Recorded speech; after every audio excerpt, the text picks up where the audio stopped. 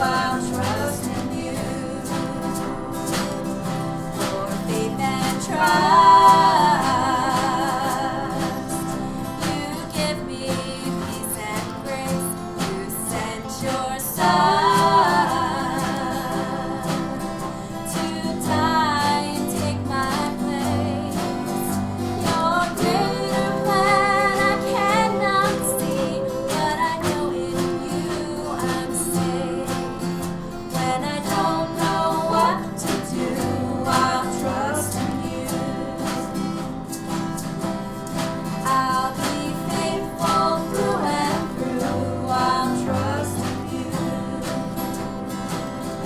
My Lord, you've always pulled me through. I'll trust in you.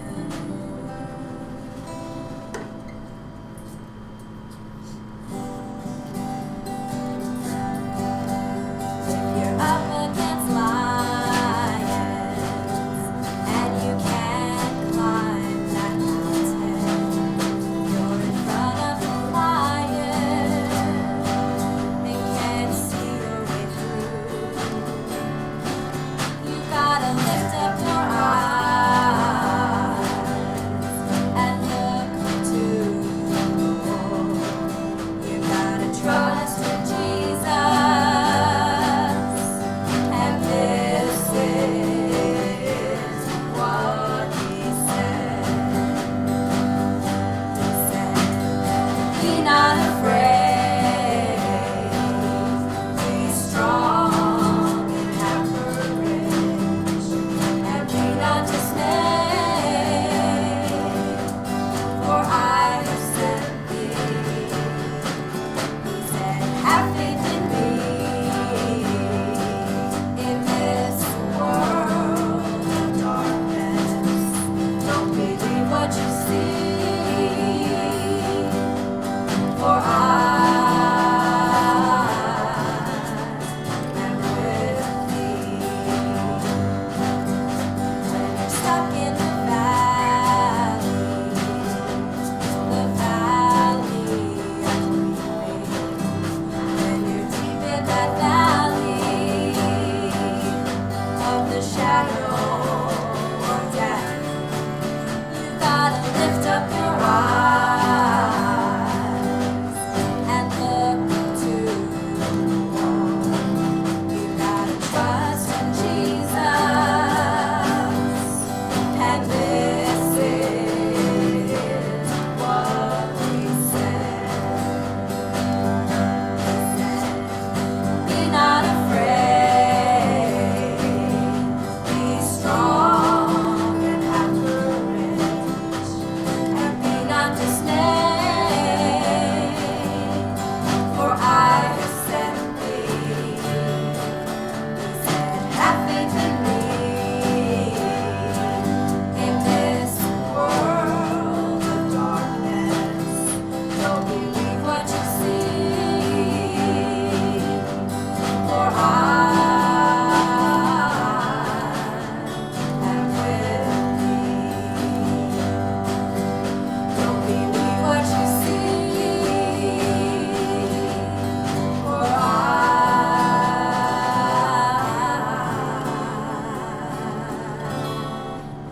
am with thee.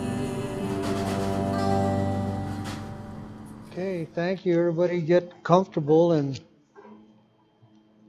get your seats taken. Again, I want to say Merry Christmas. That's Christmas, CHRIST, muss. Last week was our regular Christmas message on Sunday, but it's still the Christmas weekend, so Merry Christmas. This is the Children of the Free Church Ministry. We gather here 8 p.m. Mountain Standard Time, Sundays for the teaching. My name is Charles Garcia. Archives are available for you to review or study at childrenofthefree.com as well as on YouTube. For those of you that are wondering, the whole family is still here. Moana and Elima and Lehua are off the screen, off camera, I should say, singing backup, playing percussion, playing guitar. So everybody's here. I just want you to know that. It's cold. It's about 9 degrees outside. Might be 7 degrees, depending on which authority you want to believe. So, got my hat donned. These are not Kleenex, they're hand warmers that I got from Honey. Anyway, they're here to keep my hands warm. And we're ready to do some teaching. Now, one of the mainstays that we teach here, as you know, are God's ways. Very important. Another is the names of God, showing different aspects and attributes of Him. Tonight's going to be a message that's going to showcase both. Now, before we get to tonight's teaching, though, I want to give a lesson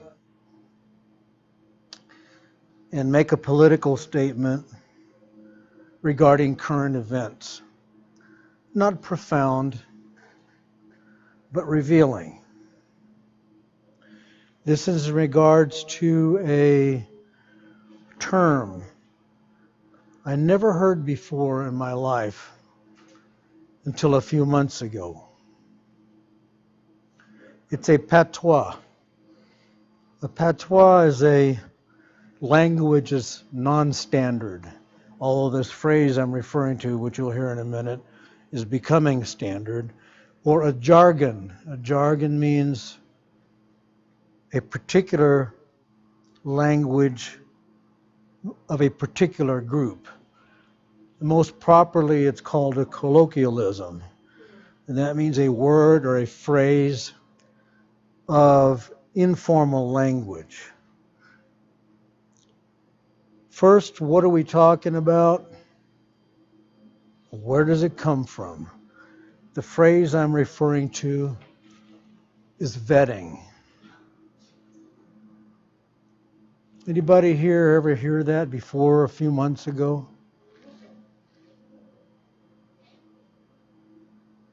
Anybody in here know what its origin is? Vetting originally was a horse racing term. Any particular animal, horse in this sense, was cleared by a veterinarian to race. Thus, they were vetted. It became briefly a term for politicians because they're running for office. They're in a race to run for office. But like I said, briefly. Now, it's become a general colloquialism used to describe the clearing of one's background to work or to serve. Now, regarding this vetting of refugees, now knowing the origin of this term, you come away with two conclusions. One of them is that our tree-hugging, bleeding heart, politically correct liberals are inadvertently, unintentionally, I would hope, referring to these refugees as animals needing to be cleared by a veterinarian. Again, based on the origin of the term, and now that we know that, second conclusion you come to is that these Muslim terrorists, barbarians, and Sharia law believers are subhuman animals and need a veterinarian to check them. So put that in your pipe and smoke it. Now, regarding Sharia law, I recently saw a TV interview. It would be best called a prank interview, where the interviewer went out and interviewed people saying that Hillary Clinton wanted to institute Sharia law in this country. What did they think? Mostly the interviewer talked to women, unfortunately. And shame on you women, because the answers were startling. Because he would say, Hillary wants to institute Sharia law. You think we should do that? And you'd get, oh, sure, yeah, I guess so. Or, yeah, that'd be all right. Examples of Sharia law. I'm going to give you some of the milder examples. Women can't drive. So if you have a profession or a job, or you're a homemaker and you have to go shopping, or you're a student and have to go to school, you wouldn't be able to do it. You can't drive. Girls can't go to school. Women cannot go out in the world without male relative chaperones. Muslims hate dogs. I think most Americans are dog lovers or have dogs. Muslims hate dogs. Their reason, they say the dog's saliva makes them impure for a life of prayer. Can't eat bacon. Now that sounds relatively mild, but can you imagine not having bacon for breakfast ever?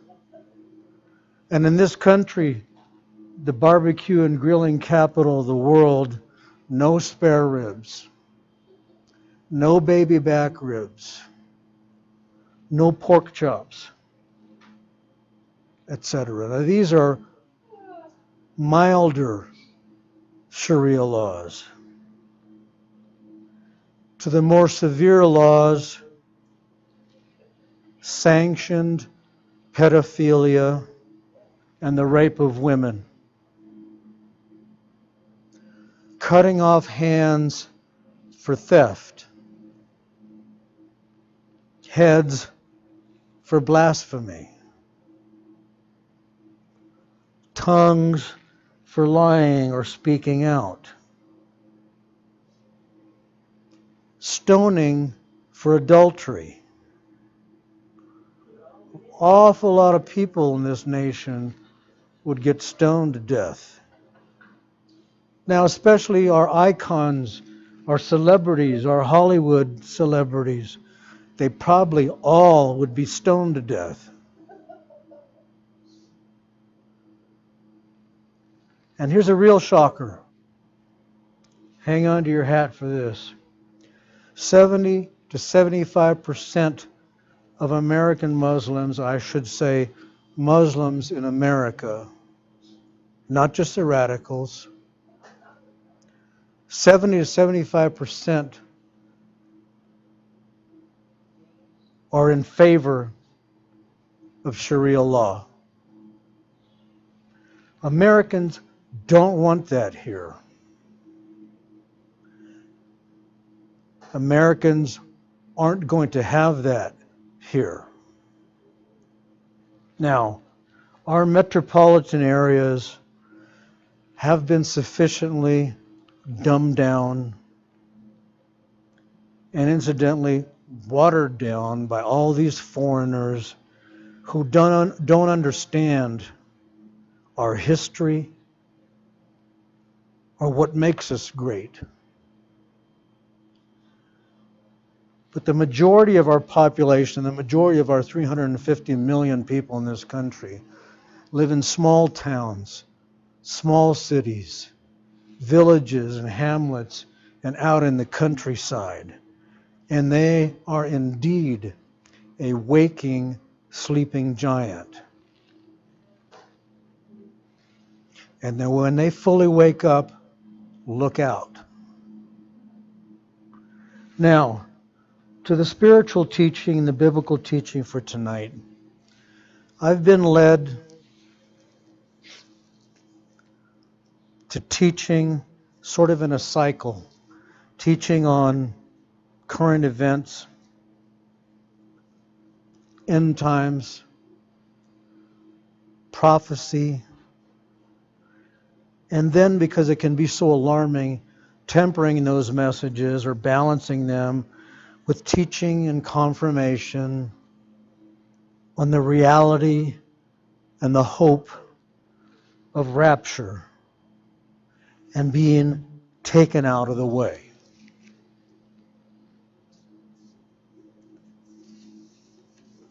There are at least 8 to 10, probably more, raptures that I could rattle off. Some have already happened, a few still to come, showing that God does rapture. I can rattle off 8 of them right now. 1, Enoch.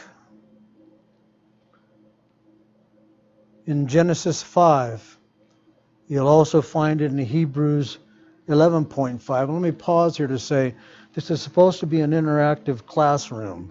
The interaction here is I teach, you learn. So make sure that you have your Bibles, pens and pencils, Post-its, markers, highlighters, and a tablet or a notebook. You may want to jot some of these down because we're not going to them. Enoch, rapture number 1, Genesis 5 and Hebrews 11, where it says between those scriptures that he, Enoch, walked and talked with God, and then God took him. And the literal translation is he took him across, as into the other side. Further scripture in those areas say he was taken because he pleased God. And then it goes on to say, without faith, it's impossible to please God. But Enoch was raptured. He walked and talked with God, and then he was not, because God took him. Rapture number 2, Elijah. You'll find that in 2 Kings 2:10. He was God's man at that time, and his protege was Elijah. Sometimes people get them confused. Elisha was first, Elijah was second. Elijah was supposed to inherit Elijah's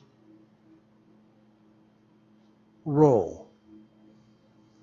When it came time for him to go, God took Elijah up to heaven in a whirlwind. Elijah is watching him, goes up in the whirlwind, and his mantle comes fluttering down and falls at his feet.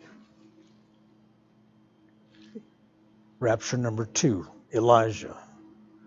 Number 3, Philip. Acts 8:39. Philip was baptizing an Ethiopian eunuch in a river. And when he was done baptizing him, he was caught away by the Lord from Gaza and taken to some other city, Azotus. just vanished, raptured, gone somewhere else. Jesus himself, although we generally call it the ascension, was raptured. He was there with all those people around him, and then he just went up into the sky. Raptured. That'd be number 4. Number 5, us. The rapture.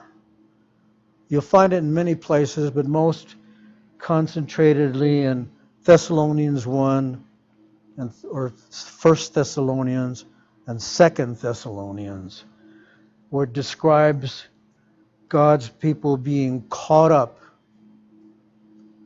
or being taken out of the way. Raptured. Number 6, Moses and Elijah again. Elijah gets twice. Because in the end times, in the tribulation, you'll find this in Revelation 11:2, 2 witnesses, and most scholars agree the 2 witnesses that are witnessing to God and Christ are Moses and Elijah. They're preaching Christ to the people, calling down fire from heaven, calling diseases upon non-believers. And then they get killed, and they lay in the streets for 3.5 days. And then all of a sudden they stand up to their feet, and a voice up there says, "Come up hither."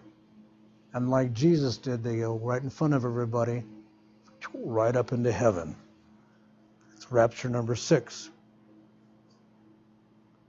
Rapture 7, John the Revelator, the Apostle John, in Revelation 4:1. Here's a trumpet that's a voice coming out of heaven. Again says, "Come up hither."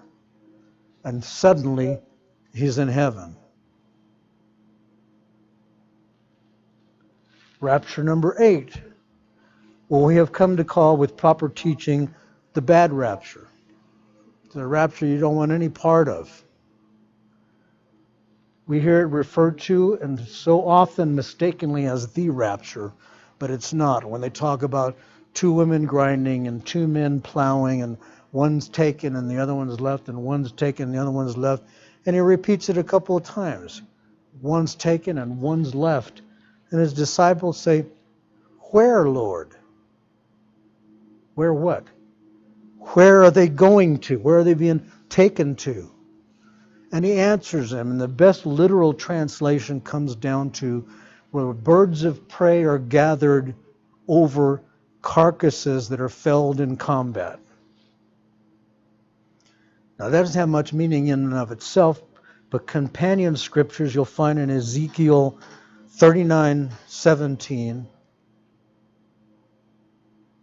and all the way out in Revelation 19:17, portraying the Battle of Armageddon, the last great battle, the Battle of Armageddon. And after this battle's over, God is saying to the fowls of the heavens and the birds of prey to come and gather over these carcasses felled in combat in war to eat them.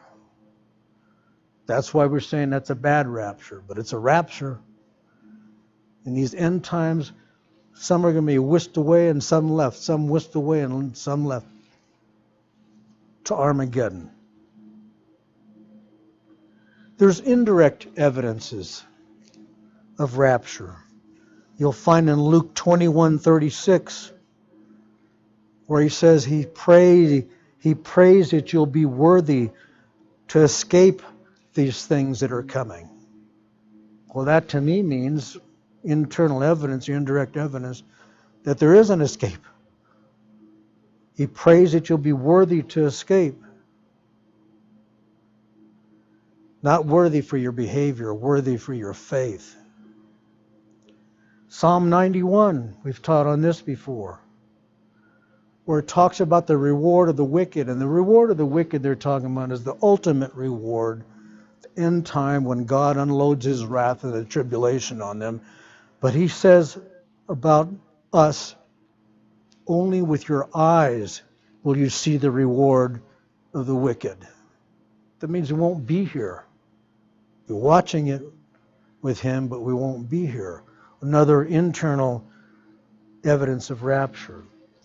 Again in Revelation 3:10, it says, I will keep thee from the hour of temptation that's going to come on the whole world to try everyone that's down here.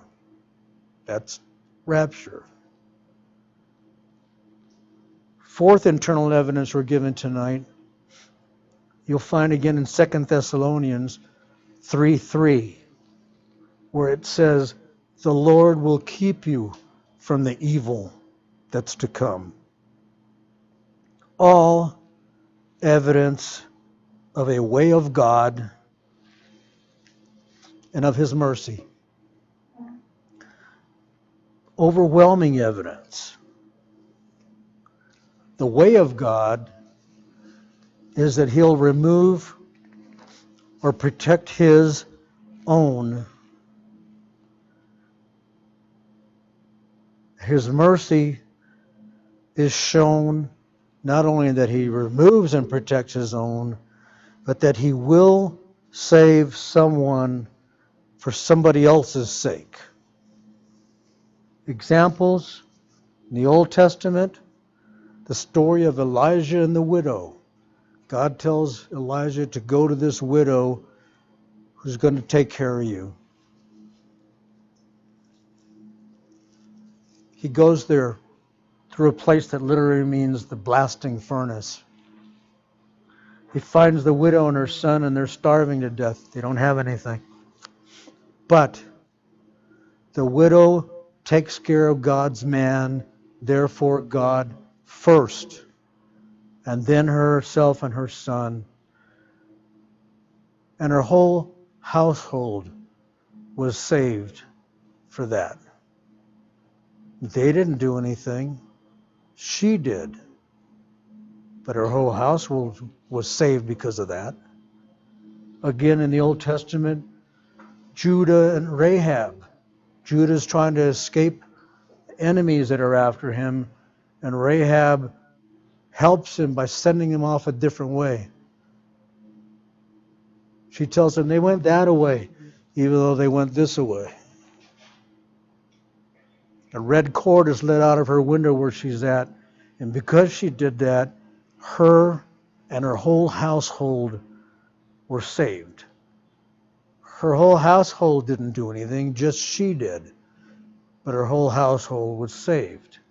In the New Testament, there's Jesus and the centurion. The centurion, the Roman leader, comes to Jesus and says, I have a loved one that's sick in my house, dying. And Jesus says, let's go, I'll heal him. And he says, no, I'm not worthy. My house is not worthy for you to enter it. Just speak the word.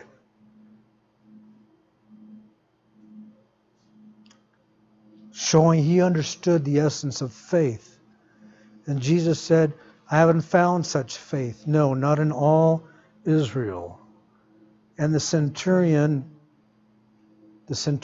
loved one was healed and saved at that moment.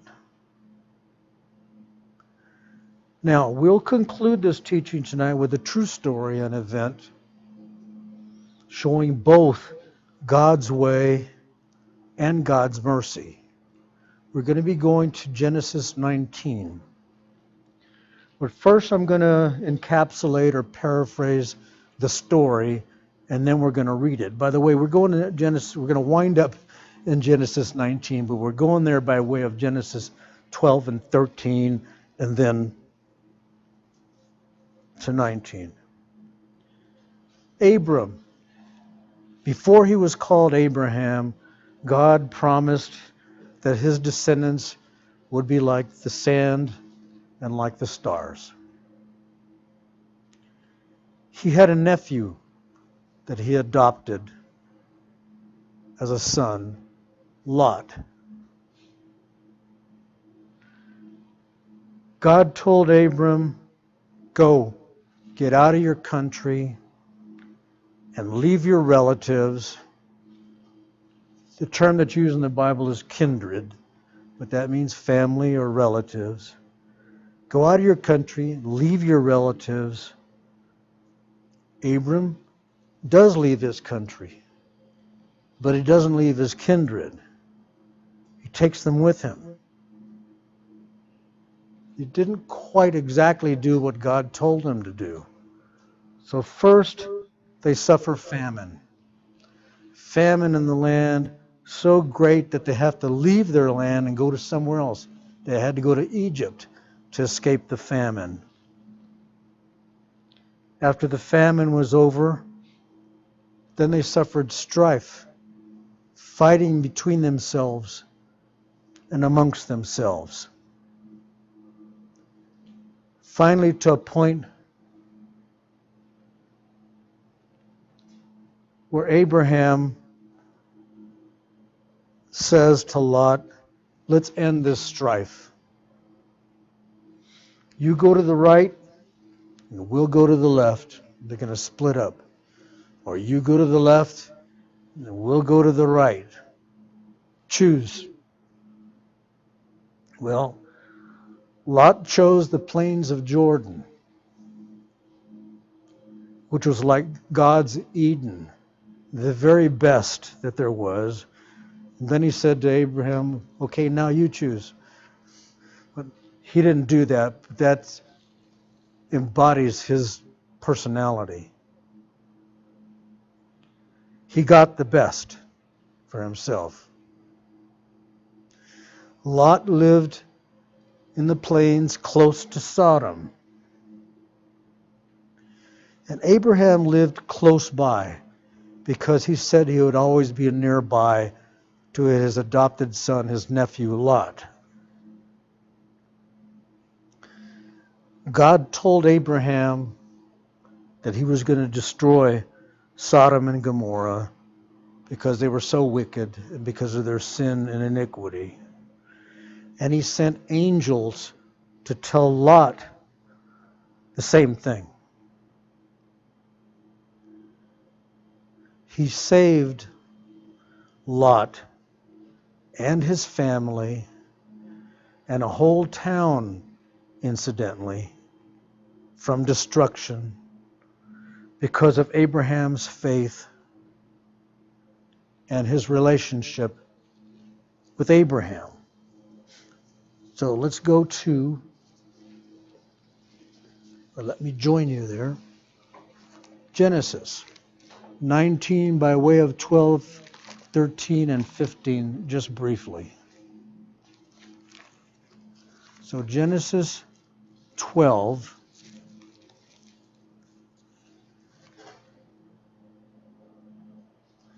in the first verse, it starts out by saying, now the Lord had, I want you to notice that's past tense, the Lord had said unto Abram, get thee out of thy country, and underline this or circle it, from thy kindred,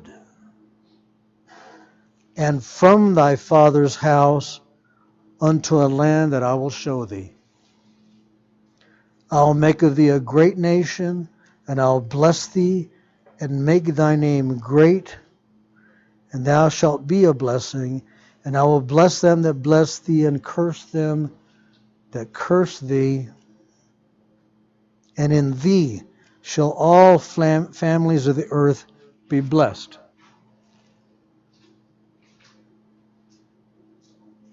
Verse 4, so Abraham departed, he left his country. Verse 5, Abraham took Sarai, his wife, that's before she was Sarah, and Lot, his brother's son, and all their substance, it means all of them, the whole shebang, that they had gathered, and all the souls that they had gotten in Haran, and they went forth.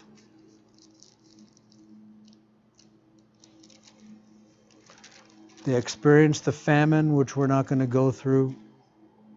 They experienced the strife, which we're not going to go through. But we are going to jump to the next chapter, in chapter 13. We'll show you a little important thing here. Chapter 13, let's start at chapter 11. It says, Then Lot chose him all the plain of Jordan. That's the best part, the best that there was. And Lot journeyed east, and they separated themselves one from another. They split up. Abraham and his flocks, Lot on the other side. Abram dwelt in the land of Canaan, and Lot dwelled in the cities of the plain,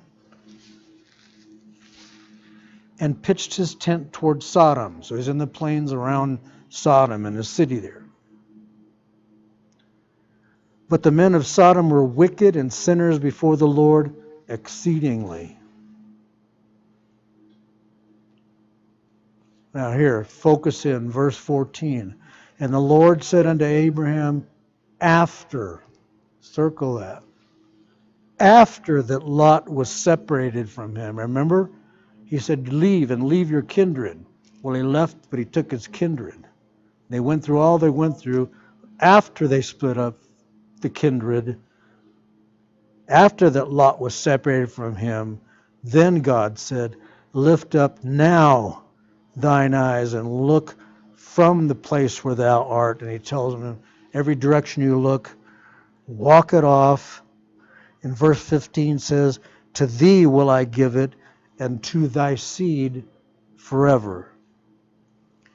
And I will make thy seed as the dust of the earth.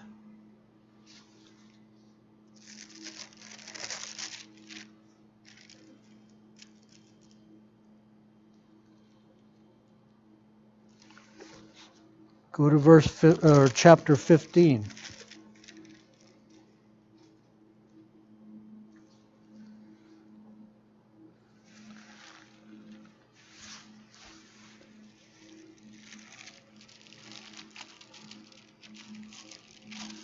Let me join you there. Trouble finding it.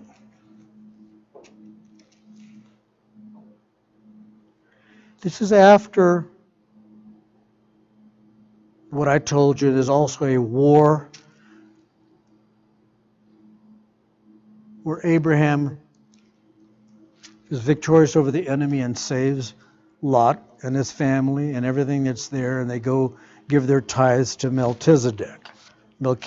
Remember that? Okay, then you get to chapter 15.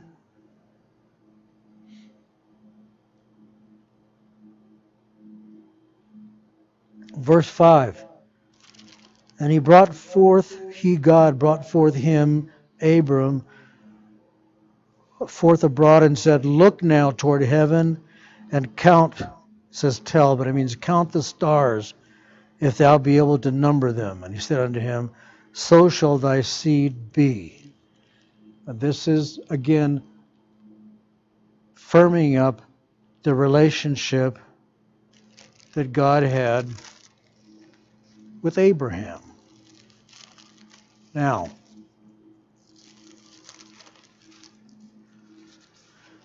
we're almost at chapter 19. Almost.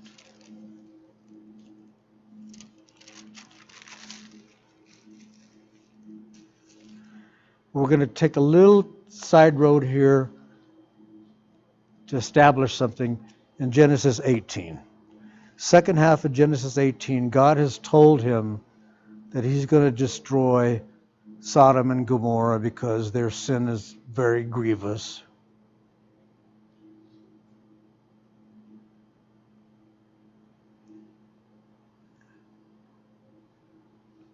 And in verse 23 of 18, it says, Abraham drew near and said, wilt thou also destroy the righteous with the wicked?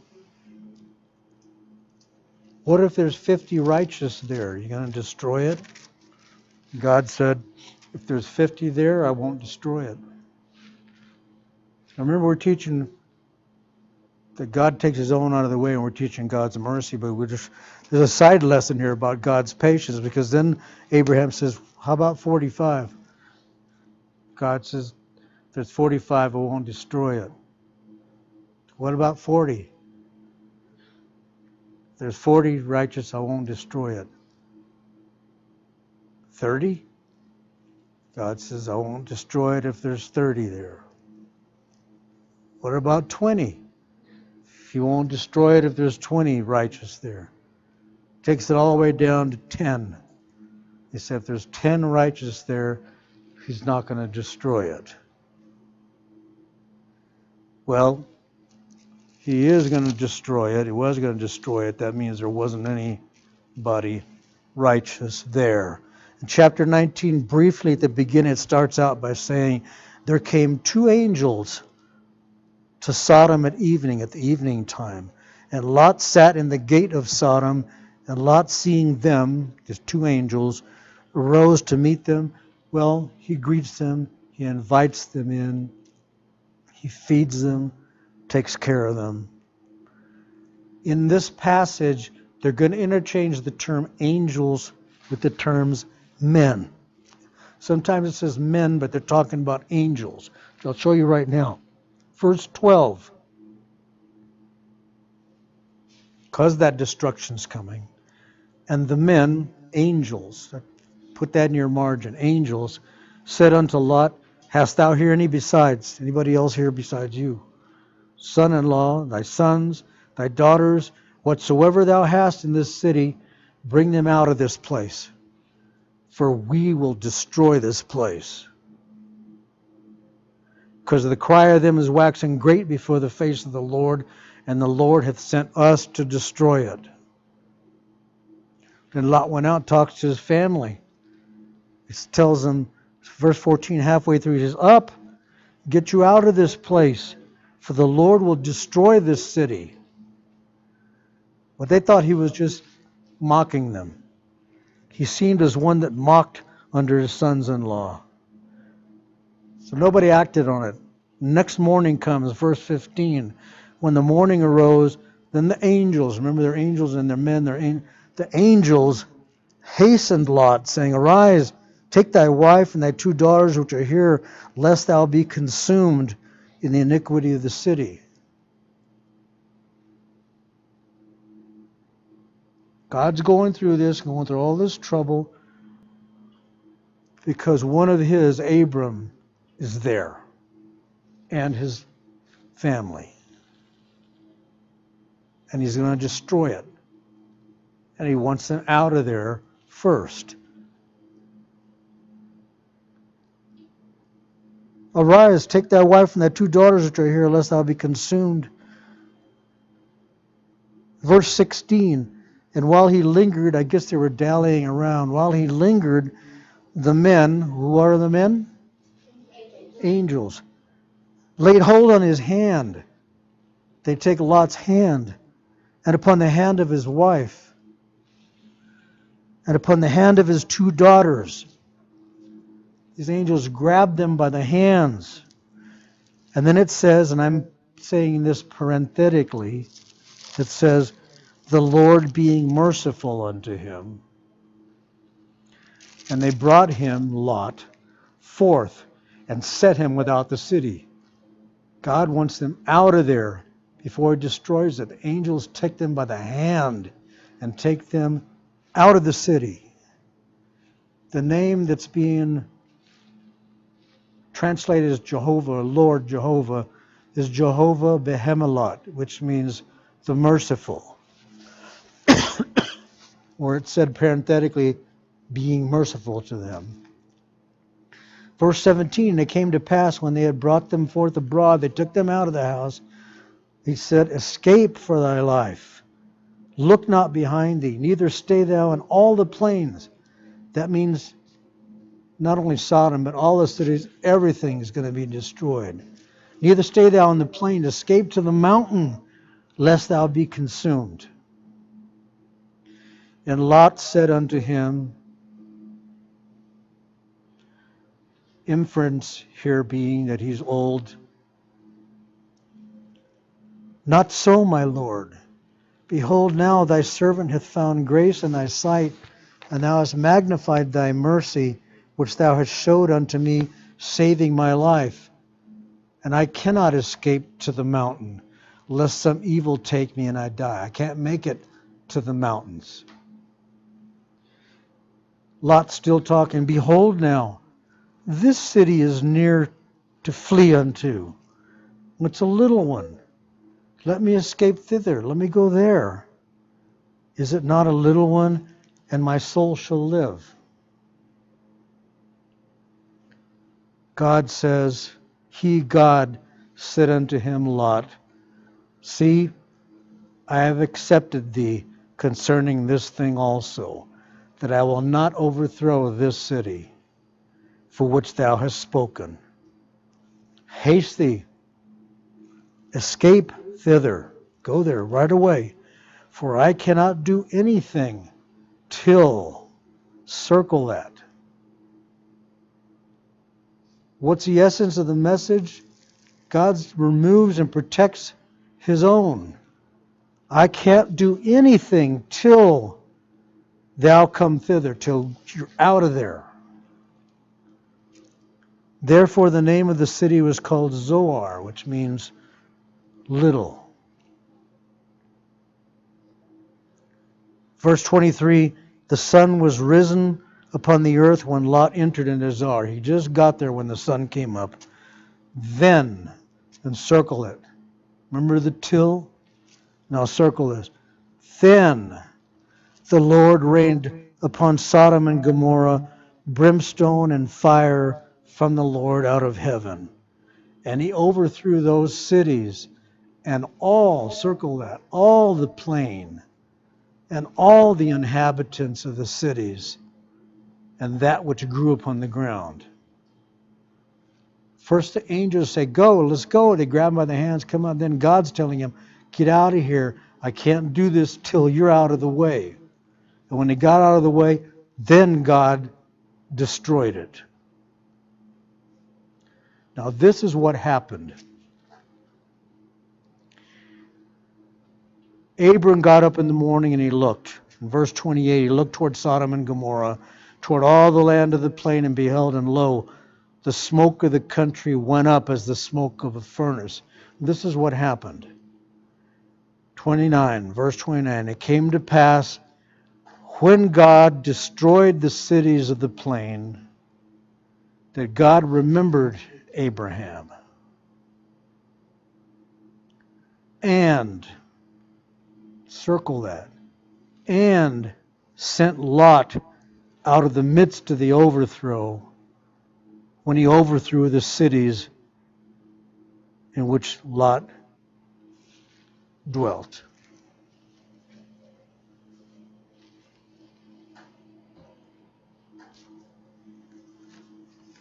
Let that soak in for a minute.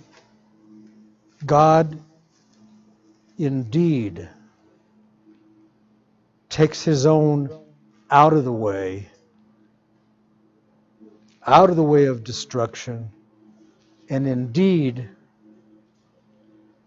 has mercy on some for someone else's sake.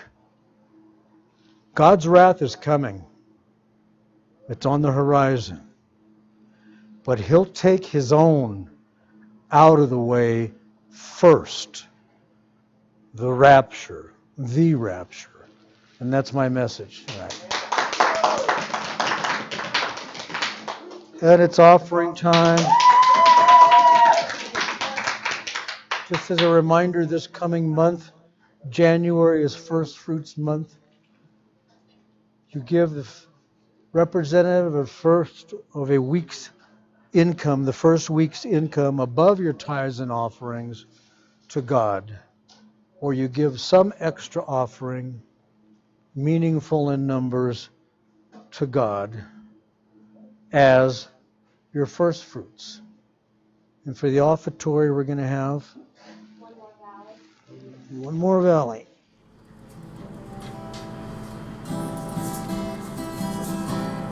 When I'm tossed on my seas and the waves they cover me, and the dark clouds won't let the sun shine through, then a voice seems to say, child, there'll be a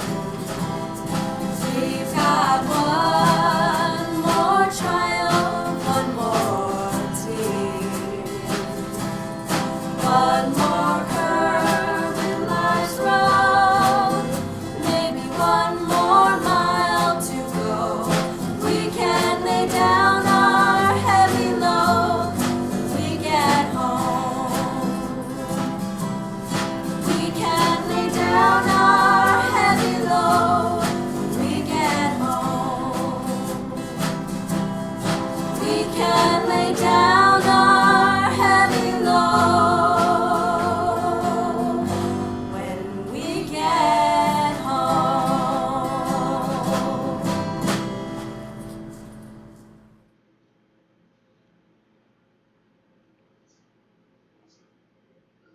In closing,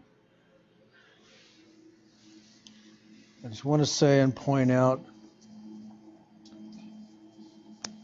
that day to day, now, these are the times that try men's souls. It's the day to day faithing or not that tries you and determines if you'll make it, including in some cases your loved ones. Keep on walking in faith. Well, I searched and I searched for a road that led to glory. I wondered if I'd ever find my way. I was so dismayed, for the road it seemed so lonely.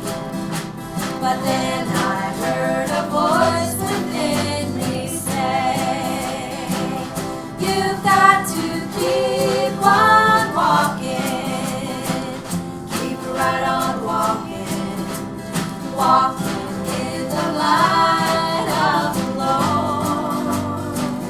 You'll get to heaven someday, can only get in the faith way, walking in the light of the Lord. Well, I failed and I failed, and the Lord, He gave me mercy. I failed and He brightened up my way. I sat down to rest, for my feet had grown so weary. But then I heard a voice within me say, you've got to keep on walking, keep right on walking, walking in the light of the Lord. You'll get to heaven someday, can only get in the faith way, walking in the light of the Lord. You've got to keep on walking, keep right on walking, walking in the light of the Lord. You'll get to heaven someday, can only get in the faith way, walking in the light of the Lord. Walking